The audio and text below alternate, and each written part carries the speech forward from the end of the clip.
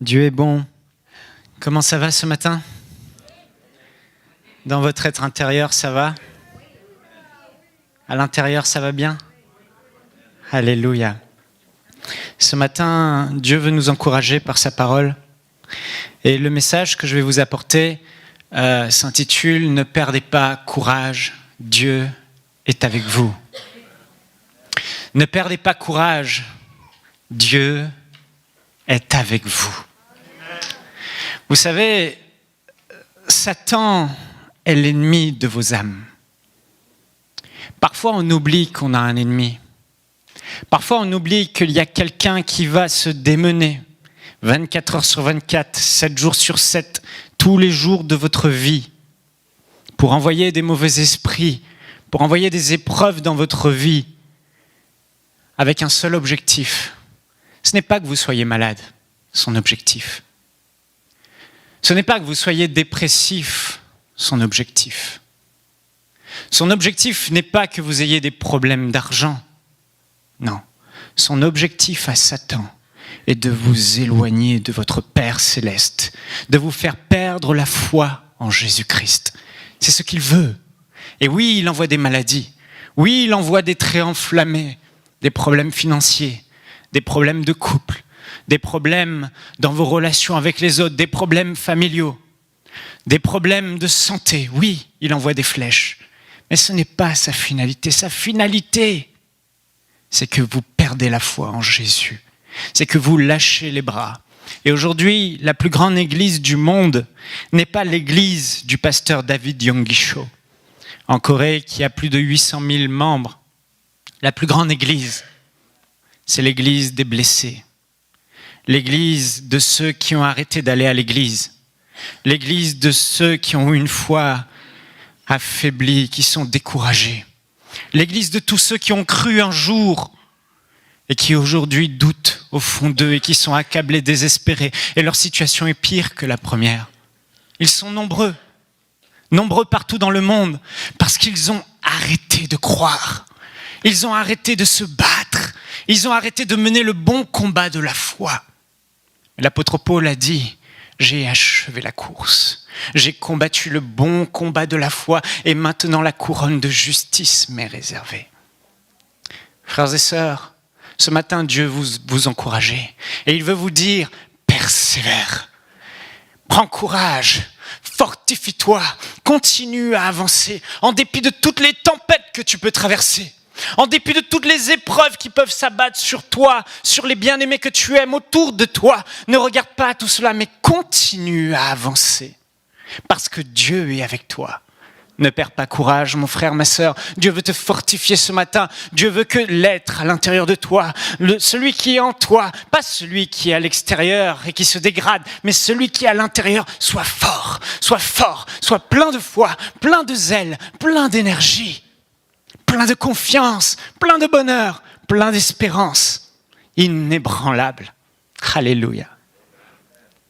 On va ouvrir nos Bibles dans Genèse au chapitre 26, au verset 12 jusqu'au verset 23.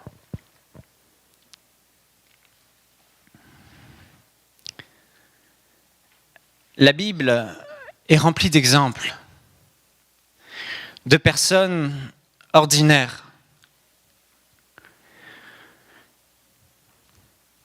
Dans le peuple d'Israël, Dieu avait fait une alliance avec eux, avec un peuple sur la terre particulier, les Juifs. Et il a dit: je serai votre Dieu. Et il s'est révélé à Israël, il s'est révélé à Abraham, et il a passé une alliance avec Abraham. Il a dit: je serai ton Dieu et je serai avec toi. Et Abraham a cru en Dieu. Et il a transmis cette foi à son fils et à ses enfants, à Isaac. Et ici, on voit qu'Isaac marchait avec Dieu et que Dieu bénissait Isaac. Isaac prospérait dans ses entreprises. Isaac avait foi en Dieu. Isaac croyait en Dieu. Et voici ce qui est dit au verset 12. Isaac sema dans ce pays, il habitait chez les Philistins, et il recueillit cette année le centuple, car l'Éternel le bénit. Cet homme devint riche Et il alla s'enrichissant de plus en plus jusqu'à ce qu'il devint fort riche. Il avait des troupeaux de menu bétail et des troupeaux de gros bétail, et un grand nombre de serviteurs. Aussi, les Philistins lui portèrent envie. Tous les puits qu'avaient creusés les serviteurs de son père du temps d'Abraham, son père, les Philistins les comblèrent et les remplirent de poussière. Donc ici, on voit qu'Isaac, Dieu le bénit. Il est béni, il marche dans la bénédiction, il a plein de troupeaux. Et vous savez, c'était une période de sécheresse, il n'y avait pas beaucoup d'eau et les puits étaient très importants. Et Abraham avait laissé à son fils Isaac un héritage, il lui avait laissé des puits. Les Philistins étaient jaloux, ils comblèrent les puits, les remplirent de poussière.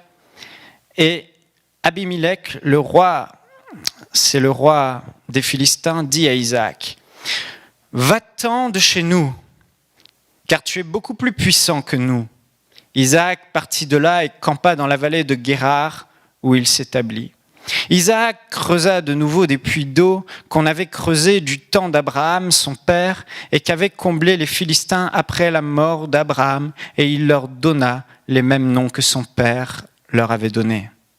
Les serviteurs d'Isaac creusèrent encore dans la vallée, et ils y trouvèrent un puits d'eau vive. Les bergers de Guérar querellèrent les bergers d'Isaac, sont des Philistins aussi, en disant « L'eau est à nous ». Et il donna au puits le nom d'Essek, parce qu'il s'était disputé avec lui. Ses serviteurs creusèrent un autre puits, au sujet duquel on chercha aussi une querelle, et il l'appela Sitna. Il se transporta de là et creusa un autre puits, pour lequel on ne chercha pas querelle. Et il l'appela Rehoboth, car, dit-il, l'Éternel nous a maintenant mis au large et nous prospérons dans le pays. Au verset 23, il est dit, il remonta de là à Beer-Sheba. L'Éternel lui apparut dans la nuit et dit, je suis le Dieu d'Abraham, ton père, ne crains point, car je suis avec toi, je te bénirai et je multiplierai ta postérité à cause d'Abraham, mon serviteur. Il bâtit là un autel, invoqua le nom de l'Éternel et y dressa sa tente. Et les serviteurs d'Isaac y creusèrent un puits. Isaac avait un héritage de son père Abraham. Isaac avait des puits à sa disposition et les Philistins étaient jaloux. Ils remplirent ces puits, ils fermèrent ces puits et Isaac a perdu son héritage. Isaac s'est retrouvé sans puits. Et vous savez, à l'époque, faire un puits, c'était quelque chose de très difficile. Déjà, on ne savait pas où il y avait de l'eau. On ne savait pas si on allait trouver de l'eau. Et il fallait travailler longtemps. Pas 2 jours, pas 3 jours pour faire un puits. Il fallait travailler longtemps pour faire un puits. Et investir beaucoup de ses serviteurs pour creuser un puits. C'était une tâche lourde. Une tâche qui se comptait sur plusieurs mois. Une tâche qui était difficile. Et là, Isaac perd son héritage. Il aurait pu baisser les bras et se décourager. Mais Isaac était un homme qui marchait avec Dieu, un homme qui faisait confiance à Dieu, un homme plein de courage à cause de sa foi en Dieu et de l'espérance qu'il mettait en son Dieu. Isaac n'a pas baissé les bras. Il est parti dans un autre territoire, toujours, et là, il a retrouvé des vieux puits, et il a creusé dans ces vieux puits, cherchant de l'eau. Et il n'a pas trouvé d'eau après avoir creusé. Et là, Satan aurait pu l'accuser. Tu vois, Dieu n'est pas avec toi. C'est un échec. Tu n'as pas eu la bénédiction que tu cherchais. Tu travailles et tu creuses depuis longtemps. Mais regarde, Dieu n'est pas avec toi. Et j'ai envie de vous dire ce matin, ne vous découragez pas. Soyez comme Isaac. Prenez courage. Satan est un menteur. Dieu vous dit, Satan est un menteur. Isaac n'était pas un homme qui se laissait décourager. Isaac s'est fortifié, il a repris courage et il est allé à un autre endroit. Et là, il creuse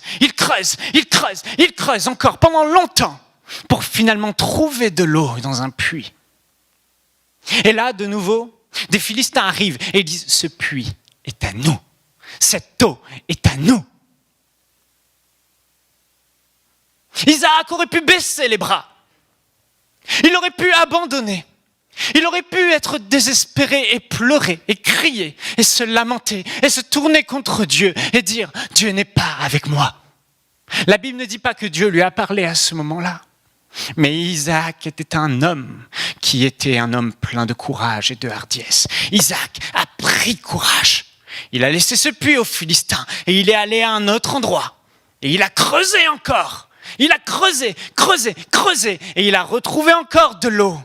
Et là, Satan a encore parlé aux Philistins. Et il est venu dans la vie d'Isaac, auprès du puits. Et il lui a encore fait querelle. Et ils ont encore dit, ce puits est à nous. Et Isaac encore a perdu son puits. Mais il s'est relevé. Il s'est fortifié. Il est reparti à un autre endroit. Et il a continué à creuser. Et là, il a trouvé de l'eau. Si tu es là aujourd'hui, Dieu veut te dire, malgré les épreuves de ta vie, malgré les tempêtes que tu traverses, malgré la maladie et les flèches de maladie que Satan t'a envoyées, malgré les difficultés financières et les dettes que tu as eues, malgré les problèmes familiaux, les problèmes de couple, malgré ces gens qui t'ont abandonné, malgré ta famille qui t'accuse, malgré toutes ces choses que tu traverses, oh, Dieu te dit, prends courage, prends ta pelle et continue de creuser. Et si tu es là aujourd'hui, c'est parce que tu continues de creuser. Tu continues de creuser. Et tu t'attaches à Dieu. Et Dieu te dit, tu vas finir par trouver de l'eau. Amen. Alléluia. Alléluia. Frères et sœurs, la Bible est jonchée d'exemples, comme Isaac. On voit David. Le roi David face à Goliath. Les gens tremblaient devant David, mais David était un homme courageux, c'était un battant, un guerrier, parce qu'il avait confiance en Dieu. Et David est arrivé devant ce Philistin, il lui a dit, tu viens face à moi avec ta lance, ton javelot, ton épée, mais moi, je viens devant toi au nom de l'Éternel, le Dieu des armées, et toute la terre saura que le Dieu d'Israël est vivant et qu'il est un grand Dieu. Oh, c'était cette trempe d'hommes.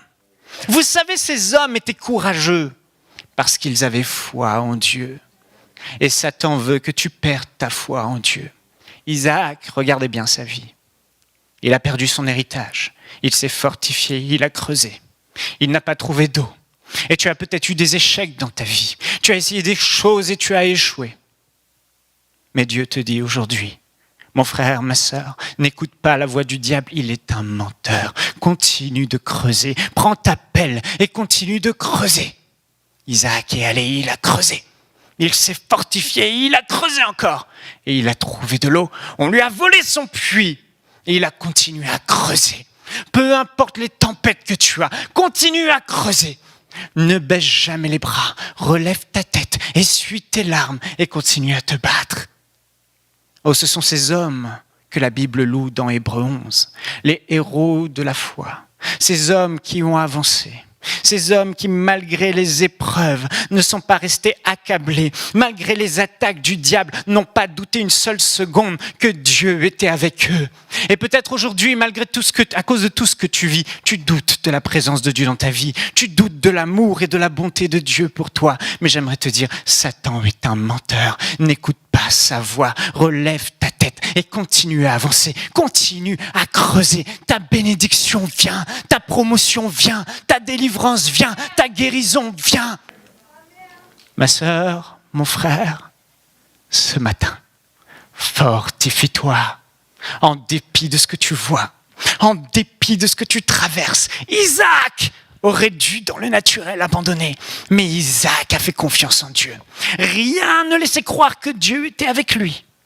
Et pourtant, la Bible nous dit au verset 23, après qu'il ait creusé 2 puits où il a trouvé de l'eau, l'Éternel lui a apparu dans la nuit et dit, je suis le Dieu d'Abraham, ton père, ne crains point, car je suis avec toi. Je te bénirai et je multiplierai ta postérité. Remarquez que Dieu ne s'est pas révélé à Isaac avant l'épreuve. Pendant l'épreuve, Dieu faisait silence. Et Satan vient. Non, il n'est pas avec toi. Et Satan vient, dit, tu n'y arriveras pas. Et Satan vient et a dit, il n'y a plus d'espoir. Mais Isaac a pris courage. Isaac s'est fortifié en Dieu. Fortifié par la foi, il a pris courage et il a continué à travailler. Et après, Dieu lui a dit, tu vois, je suis avec toi. Alléluia. Frères et sœurs, nous ne devons jamais perdre courage. En faisant confiance à Dieu, dans Deutéronome, chapitre 31, verset 6, il est écrit « Fortifiez-vous et ayez du courage. Ne criez point et ne soyez point effrayés devant eux, car l'Éternel, ton Dieu, marchera lui-même avec toi. Il ne te délaissera pas. Il ne t'abandonnera pas. » Leur courage venait de leur confiance en Dieu. Le courage que tu auras d'affronter les épreuves de la vie, le courage que tu auras de continuer dans ta marche et dans ta relation avec Dieu, te viendra uniquement de la foi. Parce que tu as la ferme assurance que ton Dieu est avec toi, qu'il ne t'abandonnera pas et que c'est lui qui aura le dernier mot sur ta vie. Satan n'a pas gagné. Satan a peut-être gagné quelques batailles dans ta vie, mais il n'a pas gagné la guerre dans ta vie. Tu vas la remporter, mais Dieu te dit, redresse ta tête, fortifie-toi, prends courage, bats-toi, refuse la défaite, refuse de te lamenter, refuse ce statu quo, refuse de pleurer, sèche tes larmes, relève-toi et bats-toi, avance, travaille, dur avec le Seigneur. Et le Seigneur est avec toi. Alléluia. Est-ce que vous le croyez? Est-ce que vous le croyez? Quelqu'un peut acclamer le Seigneur? Alléluia. Il est avec nous. Oui, Seigneur, tu es avec moi. En dépit de ce que je vois, en dépit de ce que mes oreilles disent, en dépit de ce que mon compte bancaire et mon banquier me dit, en dépit de ce que l'état de mes finances me disent, en dépit de ce que les symptômes de mon corps me disent, je refuse cela. Je refuse, je ne fais pas partie de cette trempe de personnes qui se lamentent. Non, non, non, non, non. Je suis fortifié par la foi. Je prends courage. Écoute-moi bien, Satan. Écoute-moi bien, Satan. Oh non, Satan, tu n'as pas gagné. Regarde, je suis à l'église. Regarde, je lis ma Bible. Regarde, je prie. Regarde, j'avance. Isaac n'avait pas de pasteur pour l'encourager. Isaac n'avait pas de Bible pour l'encourager. Isaac n'avait pas le Saint-Esprit en lui pour conserver la paix et la joie, mais il avait cette foi en Dieu. C'est cette foi qui va te garder, cette foi qui va te faire. Et parfois, je vous assure, dans les moments difficiles, vous savez ce qu'il faut faire? Il ne faut pas prendre le téléphone et appeler le pasteur et appeler les gens et appeler les autres et dire que c'est difficile. Dans les moments difficiles, ce que Dieu veut que vous fassiez, c'est que vous relevez la tête, vous levez les yeux vers le ciel et vous dites « Père, dans le nom de Jésus, me voici ». Et tout à coup, la paix surnaturelle de Dieu garde vos corps en Jésus-Christ. Tout d'un coup, une force en vous naît et vous continuez à avancer, vous continuez à vous battre et tout le monde croit que vous êtes en train de déprimer. Tout le monde croit qu'à votre place, il serait anéanti. Mais vous restez debout à l'intérieur. Peu importe l'état de votre corps, peu importe l'état de vos finances, peu importe ce que vous vivez. C'est facile de dire aujourd'hui, quand on est en bonne santé, c'est facile de dire « Oui, je suis en bonne santé parce que Dieu me garde. Je suis en bonne santé parce que Dieu me protège et je marche dans la bénédiction. » C'est facile. Mais viendra un jour où Satan va commencer à venir et à toucher à vos enfants. Viendra un jour où Satan viendra et commencera à toucher à votre conjoint. Viendra un jour où Satan viendra et commencera à toucher aux gens que vous aimez. Viendra un jour où Satan va faire en sorte que vous vous retrouverez seul. Mais là, nous avons quelque chose que le monde n'a pas, frères et sœurs. Nous avons un Dieu merveilleux avec nous. Et quand bien même nous serons attaqués par le diable de toutes parts, nous avons en nous la capacité, nous avons en nous la force que les païens n'ont pas de se relever. Dieu a fait une alliance avec vous. Dieu a fait une alliance avec Isaac. Les autres rois, les autres peuples ne pouvaient pas revendiquer ce courage. Mais lui, il savait qu'il n'était pas seul. Dieu marche avec moi. Alléluia. Je vais vous raconter une histoire d'un missionnaire. Écoutez bien. Cet homme était un missionnaire et il a eu à cœur d'aller dans un pays, une région en Asie, pour traduire la Bible dans la langue de ce pays, de cette région. Et il y avait une vieille bibliothèque, il allait tous les jours, vivant par la foi, travaillant. Il a traduit toute la parole de Dieu. Alors qu'il était en train d'arriver au dernier livre, c'est une histoire vraie, au dernier livre, je ne sais plus le nombre d'années, mais je crois que c'était à peu près 30 ans de traduction. Vous imaginez ? 30 ans d'une vie investie à une tâche, à un but, à une vision, délaissant peut-être même sa vie de famille. Je ne connais pas tous les recoins de l'histoire, mais cet homme a travaillé pour le Seigneur. Et quand il est arrivé un matin, alors qu'il arrivait à la fin, à la traduction de la Bible, la bibliothèque dans laquelle il écrivait ses parchemins, il n'y avait pas d'imprimante à l'époque de machine à écrire comme cela. Il voit la bibliothèque en feu. Et ces 30 années de travail en cendres. Cet homme, qui était un homme de foi, est tombé à genoux dans les cendres. Il n'a pas dit un mot. Il a pleuré. Il a relevé sa tête. Il a dit, tu as fait de moi une personne persévérante. Tu es avec moi. Je vais me relever et je vais tout recommencer. 30 ans. Il a retraduit la Bible, je crois que cette fois ça lui a pris 15 ou 20 ans. Toujours, tout refaire. À la main. Il est mort. Et au travers de ses écrits, il y a eu un puissant réveil. Et beaucoup de grandes foules se sont converties à cause des écrits de cet homme. La promesse que Dieu lui a faite s'est accomplie. Cet homme aurait pu se dire, mais Dieu, tu m'as abandonné. Pourquoi ? Je n'étais pas dans ta volonté. Pourquoi as-tu permis ça ? Mais cet homme savait que Satan était le prince de ce monde et que Satan avait voulu anéantir son travail. Et il s'est fortifié. Il a dit, tu m'as volé, Satan. Mais moi, je vais continuer. Il a pris courage. Et il allait se battre encore. Frères et sœurs, soyez des enfants de Dieu. Soyez de la trempe de Christ.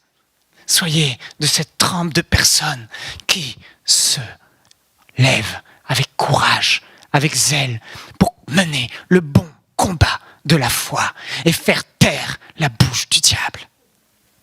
Alléluia.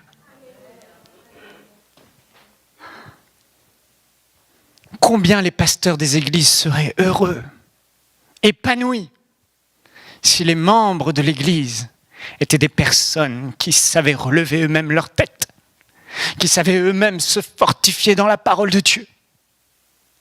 Mon frère, ma sœur, ce n'est pas grave si tu as vacillé quelque peu. Mais là, c'est le temps maintenant de relever ta tête. C'est le temps de prendre courage. Si ces gens qui étaient sous l'ancienne alliance, dans le peuple d'Israël, avaient une alliance avec Dieu, à combien plus forte raison nous avons une meilleure alliance avec Dieu ? À combien plus forte raison Dieu est encore plus avec nous qu'il est avec eux ? À combien plus forte raison nous avons la parole de Dieu ? À combien plus forte raison nous avons le Saint-Esprit en nous ? Nous ne sommes pas de la même nature qu'Isaac. Nous ne sommes pas de la même nature qu'Abraham. Nous partageons leur même foi. Nous sommes des gens de foi, mais nous sommes d'une nature supérieure. Jésus a dit, le plus petit dans le royaume des cieux est plus grand que tous. À cause du sacrifice excellent de Jésus, vous n'êtes pas n'importe qui. Vous n'êtes pas un petit. Vous n'êtes pas misérable. Vous êtes les précieux et glorieux enfants de Dieu. Nous sommes son peuple. Nous sommes le peuple qui s'est acquis au prix d'un grand sacrifice, celui de Jésus, son Fils, qui est mort à la croix et qui a payé le prix pour que nous relevions la tête. Nous avons le Saint-Esprit en nous. Nous sommes nés de nouveau. Nous sommes nés de nouveau. Nous ne sommes pas sujets aux mêmes choses que les incroyants sont sujets. Nous ne sommes pas sujets à la dépression. Nous ne sommes pas sujets à la défaite. Nous ne sommes pas sujets au fait d'être accablés et anéantis. Nous sommes plus que vainqueurs. Nous sommes des plus que vainqueurs. Oh, peut-être que notre compte bancaire n'est pas le plus que vainqueur. Peut-être que notre corps n'est pas encore le plus que vainqueur. Mais une chose est sûre, à l'intérieur, Satan n'a rien en moi. Satan n'a rien en nous. Nous sommes une race différente. Une race qui marche la tête levée. Nous sommes nés de nouveau. Nous avons une vie supérieure à l'intérieur de nous. Tu as une vie supérieure en toi. Une vie qui fait que, quoi qu'il t'arrive, que tu perdes ton conjoint, que tu perdes tes enfants, quoi qu'il arrive, même la mort n'a pas de pouvoir sur toi. Tu en sors toujours victorieux. Tu as toujours en toi cette force intérieure de relever la tête et de louer ton Dieu. Les incroyants n'ont pas ça, mais nous l'avons. L'apôtre Paul a dit à notre sujet, dans 2 Corinthiens au chapitre 4, versets 4 et 7, « Ainsi,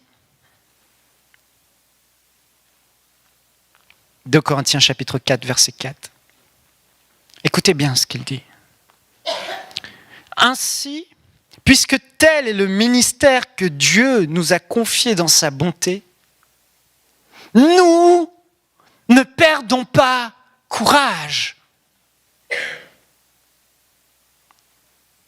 Au verset 7, mais ce trésor, nous le portons dans les vases faits d'argile que nous sommes, pour que ce soit la puissance extraordinaire de Dieu qui se manifeste et non notre propre capacité. J'ai pas donné la bonne référence ? « 2 Corinthiens 4, 7, ok. Pour que ce soit la puissance extraordinaire de Dieu qui se manifeste et non notre capacité. Ainsi, nous sommes accablés par toutes sortes de détresse et cependant jamais écrasés. Nous sommes désemparés, mais non désespérés. Persécutés, mais non abandonnés. Terrassés, mais non pas anéantis. Frères et sœurs, nous faisons partie de ce type de personnes. Satan peut venir tenter de nous écraser, mais il nous accable simplement. Nous ne sommes jamais écrasés. Il nous attaque et nous sommes peut-être désemparés, mais nous ne sommes pas désespérés. Il nous persécute peut-être, mais nous ne sommes pas abandonnés. Il vous terrasse peut-être, mais il ne vous anéantit jamais. Nous sommes nés de nouveau. Nous sommes un nouveau type d'homme. Vous êtes un nouveau type de femme, inébranlable. L'apôtre Pierre dira dans 1 Pierre, ce n'est pas la peine d'y aller, au verset 8 et 9, « Soyez sobres, veillez, votre adversaire le diable rôde comme un lion rugissant, cherchant qui le dévorera. Résistez-lui avec une foi ferme, sachant que les mêmes souffrances sont imposées à vos frères dans le monde. Écoutez bien, le Dieu de toute grâce, qui vous a appelé en Jésus-Christ à sa gloire éternelle, après que vous ayez souffert un peu de temps, vous perfectionnera lui-même, vous affermira, vous fortifiera, vous rendra inébranlable. » Parfois, on se demande pourquoi. Je crie la parole de Dieu. Je tousse la parole de Dieu. Je jeûne, je prie. Je confesse. Mais je suis toujours dans la même situation. Le silence de Dieu est parfois désemparant. Mais je ne suis pas pour autant désespéré, parce que même si je ne comprends pas ce qu'il se passe, même si je ne comprends pas pourquoi au sein de ma détresse, au sein de ce que Satan envoie, au sein de la tempête, je n'ai pas tout de suite la délivrance. Je fais ce que mon Dieu fait. Il me dit, je prends courage et j'avance. Je persévère. Je persévère. Je persévère. Je résiste au diable d'une foi ferme. Et la Bible dit que Dieu me perfectionne. Mon être intérieur se fortifie et va de gloire en gloire et je deviens inébranlable. La Bible dit que Dieu rend mon visage semblable à un caillou. Un jour, il y a un frère qui était dans le besoin Je lui ai envoyé une exhortation par Facebook et j'ai dit « Le Seigneur rend ton visage semblable à un couillon. » J'avais mal tapé avec la correction orthographique. Mais Dieu rend votre visage semblable à un caillou.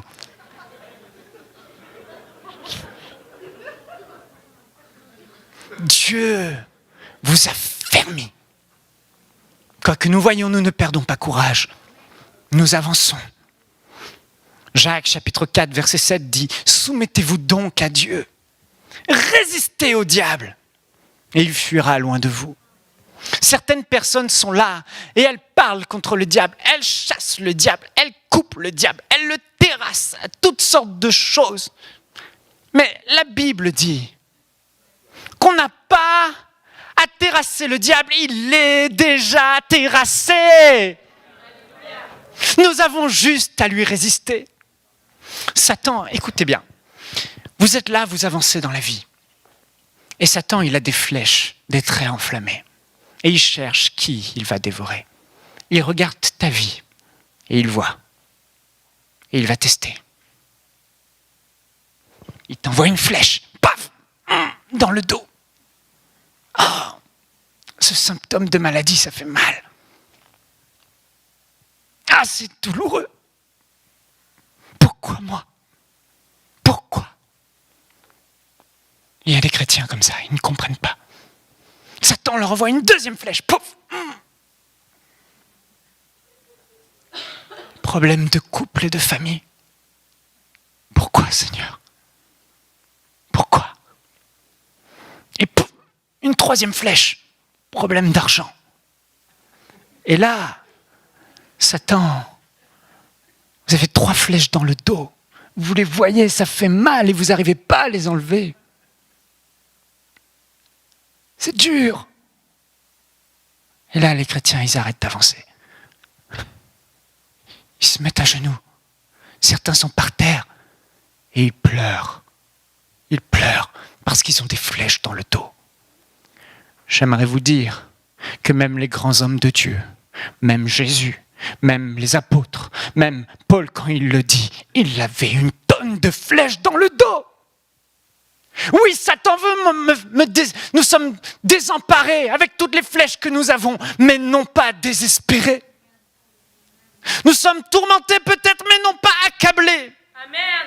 Nous ne sommes pas anéantis, parce qu'au-dedans de moi, il y a quelque chose de plus grand. Je puis tout par Christ qui me fortifie. Je suis plus que vainqueur par celui qui m'a aimé en Jésus-Christ. Et là, vous relevez la tête, vous redressez votre corps et vous continuez à avancer malgré les flèches. On dit, mais il y a des flèches dans le dos. Oui, mais pourquoi tu n'avances pas encore? Il y a des flèches, j'ai mal. Mon couple, ma famille, mes finances, ma santé. Oui, mais pourquoi arrêtes-tu d'avancer? Pourquoi perds-tu courage? Est-ce que tes flèches t'ont anéanti? Oui, elles m'ont anéanti. Faux, tu mens. Tu mens. J'ai eu des flèches. Des gens m'ont persécuté. Une fille que j'aimais, avec qui j'étais fiancé, j'étais passé sur la plus grande chaîne TV de France avec elle. Elle est allée mentir, elle m'a trompé. Et elle est allée mentir à mon sujet, appelant des hommes de Dieu, disant toutes sortes de mensonges à mon sujet. Oh, je me suis pris une grande flèche dans le dos quand j'ai appris ça. Mais vous savez quoi? Je me suis juste assis, alléluia, et j'ai pensé à Jésus dans le jardin de Gethsémane, qui s'est pris tellement de coups pour moi, et je me suis simplement relevé, j'ai essuyé les larmes, et j'ai dit, Seigneur, alléluia, on continue à avancer, peu importe ce que Satan essaye de faire, je me relève. L'apôtre Paul le dit. Nous sommes accablés par toutes sortes de détresse, mais cependant jamais écrasés. Nous avons une vie supérieure, nous avons un Dieu, une espérance. Nous sommes désemparés, mais non désespérés, persécutés, mais non abandonnés, terrassés par le diable, par toutes sortes de flèches, mais jamais anéantis. Et vous savez, Satan peut envoyer des flèches aux plus grands de ce monde qui ont l'argent, des multimillionnaires, et ils finissent par se suicider. Mais il ne peut envoyer aucune flèche à un enfant de Dieu et l'anéantir. C'est impossible. Nous sommes nés de Dieu. Nous avons une vie supérieure à l'intérieur de nous. Et là, nous relevons la tête et nous avançons malgré tout. Vous savez pourquoi ? Parce que ces flèches n'ont aucun pouvoir sur vous. Ces flèches n'ont pas de pouvoir sur vous. Ces symptômes de maladie n'ont pas de pouvoir sur vous. Ces problèmes de toutes parts dans vos vies n'ont aucun pouvoir sur vous, sur votre être intérieur. Non. Le seul pouvoir qu'il a, c'est celui que vous lui accordez. Parce que nous ne pensons pas de la bonne façon. Nous nous disons, c'est pas normal d'avoir ça. Dieu n'est pas avec moi. Nous doutons et nous arrêtons le bon combat de la foi. Nous arrêtons d'avancer. Nous baissons les bras. Mes frères et sœurs, j'aimerais vous dire que nous ne sommes pas ce type de peuple. Nous ne sommes pas ce type de personnes. Nous ne sommes pas de ceux qui abandonnent. Nous ne sommes pas de ceux qui nous relâchons. Nous sommes des plus que vainqueurs. Et vous savez, lorsque vous êtes par terre et que vous êtes là, et qu'il vous a envoyé vos flèches, et que tout à coup, vous commencez à vous fortifier dans la foi, dans votre chambre ou chez vous, dans cette réunion à l'église, vous êtes là et vous commencez à confesser. Je me souviens de ma femme, on ne pouvait pas avoir d'enfant. Je lui ai dit, on ne va pas se lamenter. On se fortifie par la foi et on a commencé à confesser la parole de Dieu. On a commencé à se lever.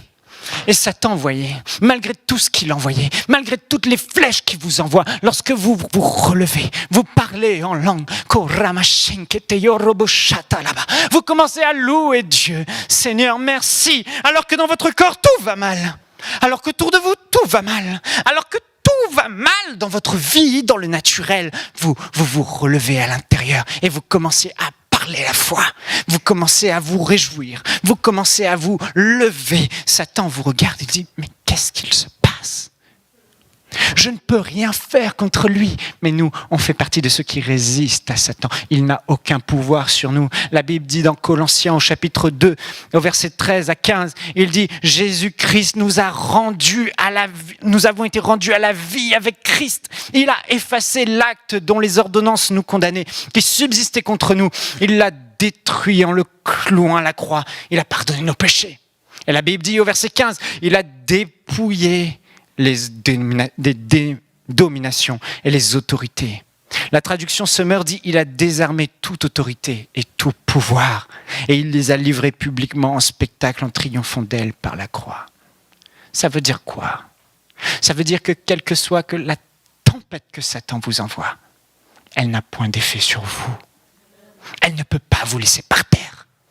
Vous avez en vous cette force supérieure. Vous avez en vous cet espoir en Dieu. Vous avez en vous la foi suffisante pour maintenant, quoi que vous traversez, relever la tête. Non, Michael, je ne peux pas. Si, tu peux. Il suffit de la lever maintenant. Il suffit de la lever maintenant. Il suffit de sécher tes larmes maintenant, simplement. Et comme Isaac, tu te lèves et tu creuses. Tu te lèves et t'avances. Et quand le diable voit que malgré les flèches que tu t'es pris, tu continues à avancer.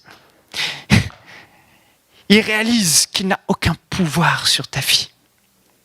Et il te laisse tranquille. Ne perdons pas notre temps à essayer d'anéantir quelqu'un qui est inébranlable. Alléluia. Ne perdons pas notre temps à essayer d'anéantir quelqu'un qui est inébranlable, qui ne marche pas selon la vue, mais qui marche par la foi. Est-ce que vous croyez ce que je dis aujourd'hui ? Est-ce que vous croyez qu'aucune flèche du diable ne peut vous anéantir ? Est-ce que vous croyez que même s'il vous reste même pas juste un bras, comme ce frère Nick, qui n'a ni jambes ni bras, juste un petit bout, comme il l'appelle, une aile de poulet au bout du pied, et qui n'a pas de jambes ni bras, mais qui gagne des millions d'âmes à Christ, qui a le sourire sur son visage, parce qu'il est devenu inébranlable dans la foi. Il ne demande pas à Dieu forcément de lui donner des jambes et des bras. Non, tel que je suis, peu importe, j'avance et je fais la guerre à Satan. Ce que tu m'as volé, Dieu va me le rendre et il aura le dernier mot sur ma vie dans le nom de Jésus. Nous avons le nom de Jésus. Alléluia. Oh, Ramasakata. Vous savez, dans la Bible, on a cette histoire de Jésus qui allait vers une fille, Jairus, sa fille était morte. Elle était morte. Morte. Son cœur ne battait plus, elle ne respirait plus depuis plusieurs heures. Et il y a un homme, Lazare, qui lui aussi est mort, et lui plus longtemps. Depuis plusieurs jours, il était mort, et ça commençait à se sentir. Et ces gens sont venus vers Jésus, pour que Jésus vienne les voir, vienne voir la fille de Jairus, mais entre-temps, elle était morte. Il n'y avait plus d'espoir. Et les gens pleuraient, parce qu'ils sont sans Dieu et sans espoir. Ils pleuraient. Nous ne devrons pas pleurer plus de 10 minutes en tant que chrétiens. Parce qu'une fois qu'on a pleuré en apprenant la nouvelle, on se fortifie. Quand ma mère m'a appelé, qu'elle m'a dit que mon père avait le cancer et qu'il avait perdu la quasi-totalité de son sang et qu'il était à l'hôpital entre la vie et la mort, je suis allé dans la salle de bain et j'ai commencé à penser à mon père et j'ai pleuré. J'ai pleuré 1 minute. Et puis j'ai dit, Seigneur, pardon d'avoir pleuré. J'ai essuyé mes larmes. Je me suis levé et j'ai dit, il ne mourra pas, il vivra. Il ne mourra pas, il vivra, il donnera sa vie à Jésus. Je suis allé avec la foi. Mon père a été guéri et il a donné sa vie à Jésus. Il s'est fait baptiser d'eau. Satan a perdu. Frères et sœurs, Jésus, quand il a vu cette nouvelle, les autres pleuraient. Mais nous sommes une race à part. Nous sommes les enfants de Dieu. Et Jésus a regardé et il a dit, elle n'est pas morte, elle dort. Elle n'est pas morte, elle dort. Elle ne dormait pas, elle était morte. Elle était morte ou elle dormait? Moi je vous dis, elle dormait. Elle n'était pas morte, elle dormait. Elle ne respirait plus, son cœur avait arrêté de battre, son sang ne circulait plus, elle était peut-être blanche comme un zombie, comme un vampire, ça n'existe pas. Comme les Québécois en hiver. Et les Suisses, comme ma femme. Elle était blanche. Et Jésus a dit, elle dort. Et laissez-moi vous dire, elle dormait. Parce que ce n'est pas le verdict naturel qui compte. C'est le verdict de la parole de Dieu sur ta vie qui compte. Parce que ce que Dieu dit et ce que Dieu a résolu de faire dans ta vie, c'est ça la vérité, même si dans le présent, le naturel dit elle est morte. Elle dort parce qu'elle va se réveiller, donc elle dort dans le présent. Quelle est ta confession? Lazare dort, il a dit. Jésus ne pouvait pas dire Lazare est mort, parce que pour lui, Lazare était en vie.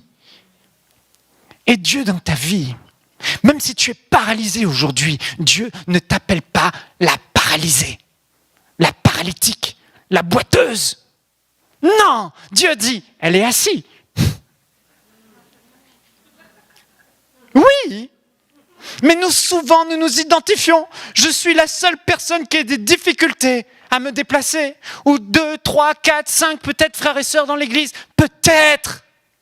Mais Dieu ne te voit pas paralysé. Dieu te voit assis. Jésus dit, elle est assise. Et Jésus dit, je viens et je te guérirai. Ça prendra peut-être 1 an, 2 ans, peu importe, je ne sais pas quand. Mais quelle que soit la fin, tu es assise et je te vois debout. Là où je veux en venir, frères et sœurs, c'est que ce que Jésus dit sur votre vie, c'est de la même manière que vous devez vous voir. Et il y a une différence entre se dire, je suis paralysé, je suis assis. Il y a une différence entre dire, je suis lié par des dettes. Et Jésus dit, tu es retenu pour un temps. C'est pas pareil. Non, mais j'ai des dettes. Non, tu es retenu pour un temps. Parce que tu n'auras pas toujours des dettes. Parce que le roi de gloire va se lever sur ta vie. Parce que ton Dieu te dit, je ne te délaisserai pas et je ne t'abandonnerai pas. Certains disent, je suis seul. Je n'ai plus de famille. Je me suis retrouvé tellement de fois dans cette situation, seul, livré à moi-même. Mais Jésus te dit, à ce moment-là, tu n'es pas seul. Tu es seul dans le visible, mais accompagné dans l'invisible. Alléluia. Certains disent, je suis inutile, je ne fais rien de ma vie, je ne produis rien. Jésus te dit, tu es en formation. Tu vas rentrer dans ta destinée. Comment te vois-tu? Le monde te voit comme ça. Mais la Bible dit dans Romains, nous ne devons pas nous conformer à la pensée du monde, qui est la pensée de Satan.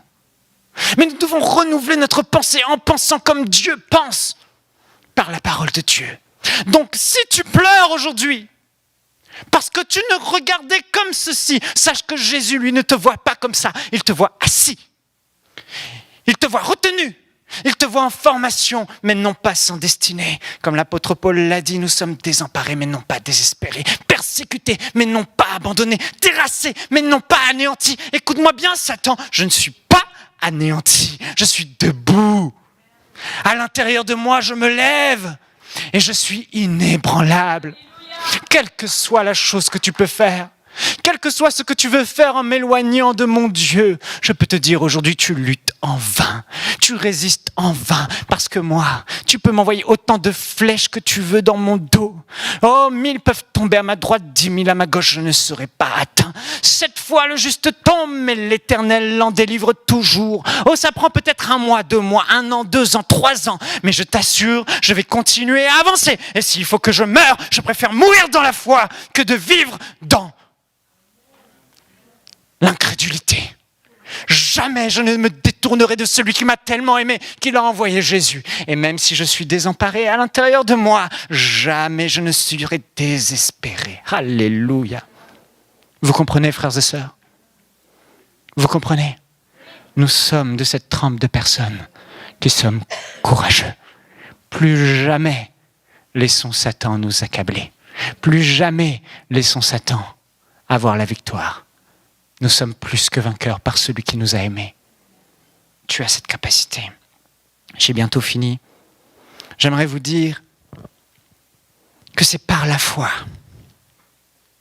qu'on se lève, qu'on prend courage.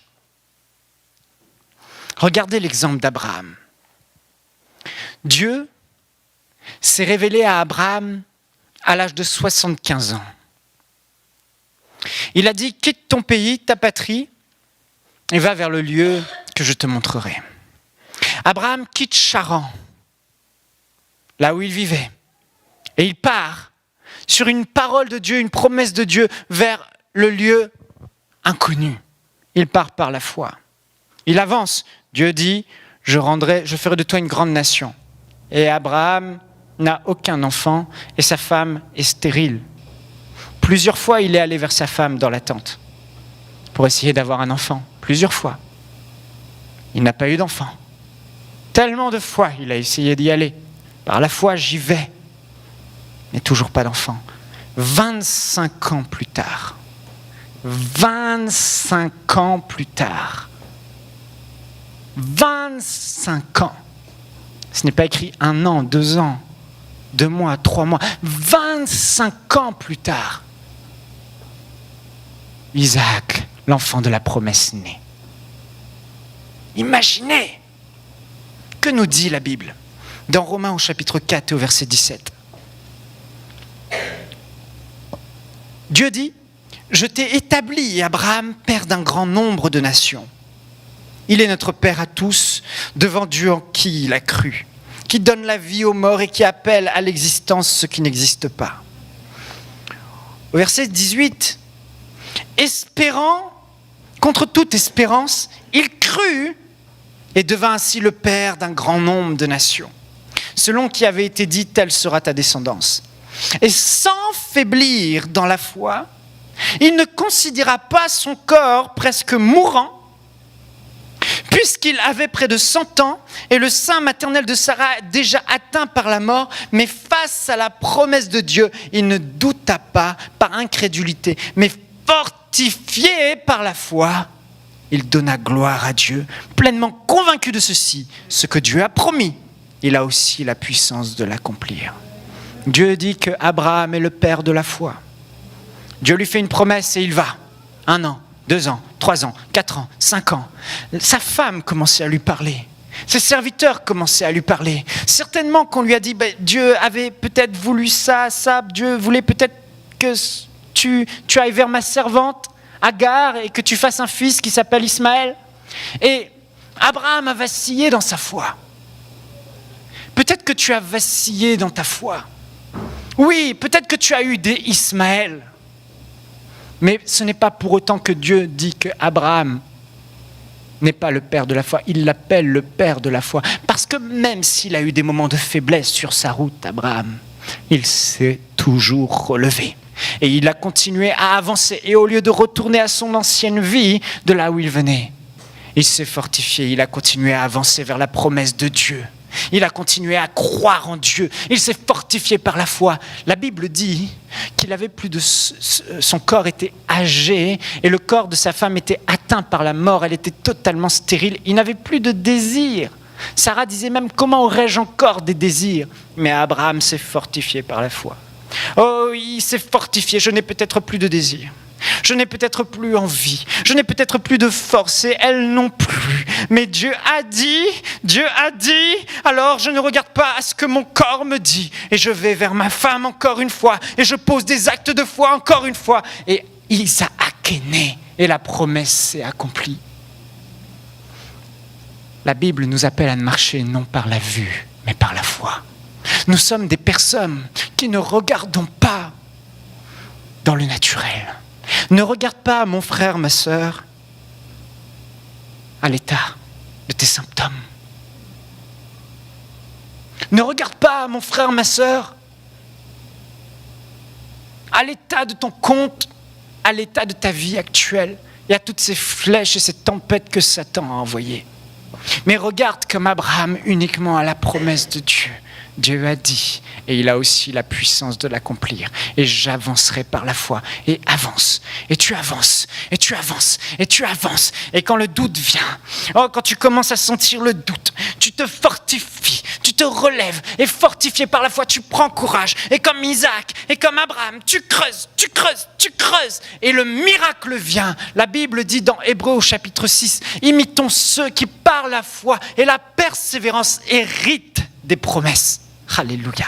Je remercie Dieu pour le mot persévérance. Il n'a pas dit juste par la foi, mais il a dit par la foi et la persévérance. Aujourd'hui, le rêve que Dieu a mis sur ta vie semble être peut-être loin. Aujourd'hui, tu te dis peut-être, est-ce que je suis planté dans la bonne église? Mais Dieu te dit, peu importe où tu es planté, je te ferai prospérer. Peu importe ce que le diable a envoyé dans ta vie, je te dis, ta promotion vient, ton miracle arrive, ta bénédiction arrive, ta guérison arrive, ton progrès financier arrive. Tout vient dans le nom de Jésus. Mais toi, fortifie-toi comme Abraham. Avance, avance, avance, avance, avance. En gré de tout, j'avance. Alléluia. Nous sommes ce type de personnes, frères et sœurs. Jamais nous ne renonçons. Jamais nous n'abandonnons. Nous sommes comme Christ. Christ vit en nous. Dans le jardin de Gethsémane, Jésus était là. Il était là et il avait tout le poids des péchés sur lui.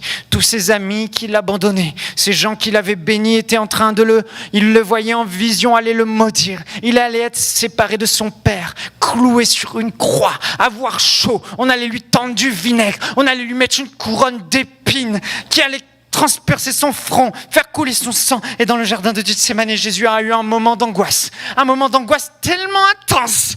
Oh, Satan était en train de l'attaquer. Satan était en train de l'envoyer toutes sortes de détresse à ce moment, toutes sortes de doutes. Mais Jésus, notre modèle parfait, le premier-né d'entre la création, le premier-né d'entre les frères, notre grand frère, notre maître, notre Seigneur, dans ce moment, qu'est-ce qu'il a fait? Je l'imagine dans ce jardin, encore une fois, tombé à genoux, avec ses flèches dans le dos, et se tourner vers son Père et dire, Père, s'il est possible d'éloigner cette coupe de souffrance de moi, tout est possible à toi. Cependant, non pas ma volonté, mais ta volonté.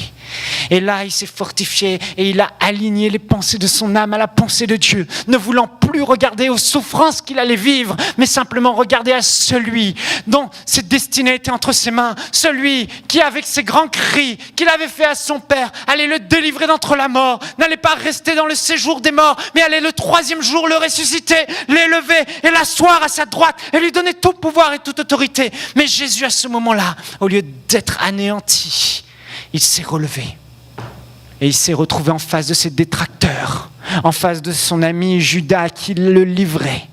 Et il était prêt. Allons-y. Allons-y, Satan. On verra qui rira le dernier. Il est allé, il a payé le prix qu'il fallait. Frères et sœurs, si Jésus l'a fait, il vit en toi. Tu as cette force. Cette force. Cette force. Peu importe qui est avec toi. Peu importe ce qu'on dit de toi, peu importe ce que Satan te fait penser de toi, tu n'es pas rien. Tu es Christ en toi. Tu es enfant de Dieu. Alléluia. Et on relève la tête vers le Père comme Jésus. Non pas ta volonté, ma volonté, mais ta volonté, Seigneur. Et il se fortifie et il avance.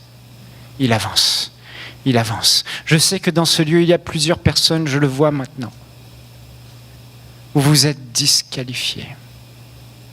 Et Dieu te dit aujourd'hui, tu n'es pas disqualifié. Plusieurs personnes, en m'écoutant, vous dites, j'ai manqué de foi. Dieu te dit, comme Abraham, ressaisis-toi. Comme Pierre qui m'a renié 3 fois, ressaisis-toi. De la même manière que j'ai pardonné à Pierre et je lui ai dit, relève-toi, serre-moi, paie mes brebis, aime-moi. Va de l'avant, Pierre. Peu importe, le passé est passé, va de l'avant. Prends courage, j'ai besoin de toi. Dieu te dit, prends courage, lève-toi, j'ai besoin de toi. Tu t'es disqualifié toi-même, mais moi, je ne t'ai pas disqualifié. Peu importe les erreurs que tu as commises, le passé est passé. Mon sang purifie, mon sang pardonne. Tout. Relève-toi, mon frère, ma soeur, relève-toi à l'intérieur de toi. Sèche tes larmes et avance. Avance. Alléluia. Nous sommes ce type de peuple. Un jour, je finis avec ça.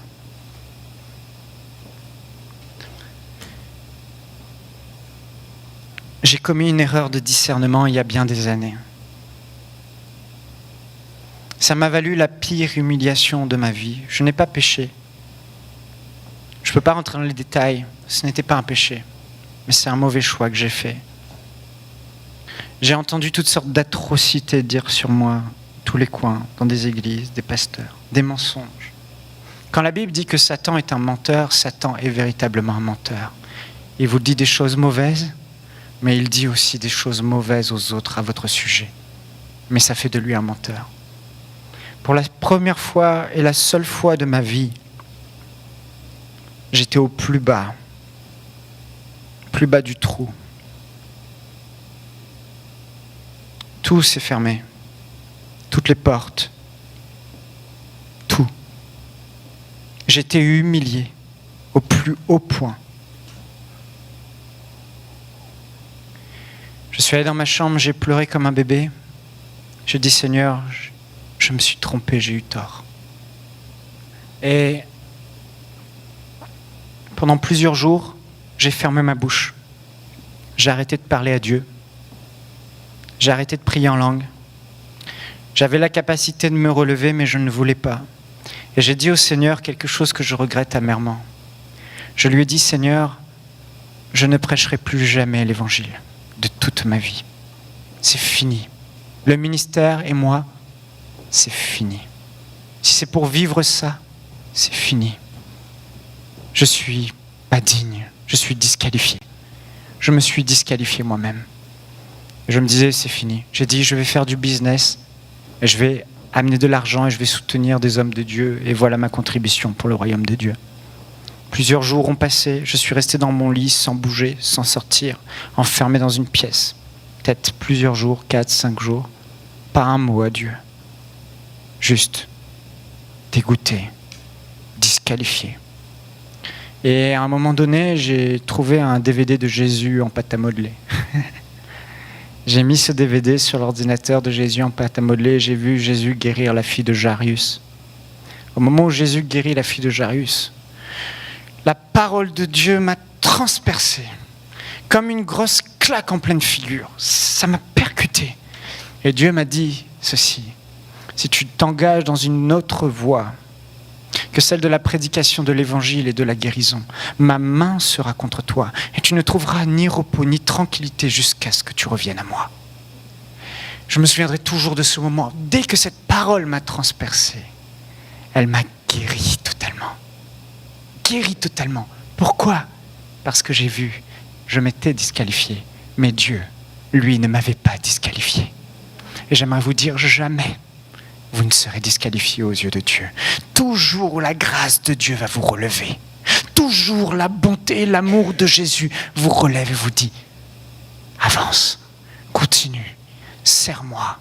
Et peut-être que tu as douté et vacillé dans ta foi. Mais Dieu aujourd'hui veut t'encourager. T'encourager. T'encourager. Prends courage. Prends courage. Sèche tes larmes. Relève ta tête. Il y a une personne ici. Tu as été abusé. Abusé. Quand tu étais jeune. Abusé. Abusé. Plein de reprises. Abusé. Abusé. Abusé. Ça a enlevé ta dignité, l'estime que tu as de toi. Jésus te dit, tu n'es pas disqualifié. Jésus te dit, le passé est passé. Je t'aime, je ne te délaisserai pas, je ne t'abandonnerai pas. Relève ta tête, va de l'avant. J'ai besoin de toi pour mon royaume. Il y a une personne ici dans le ministère, elle se sent découragée.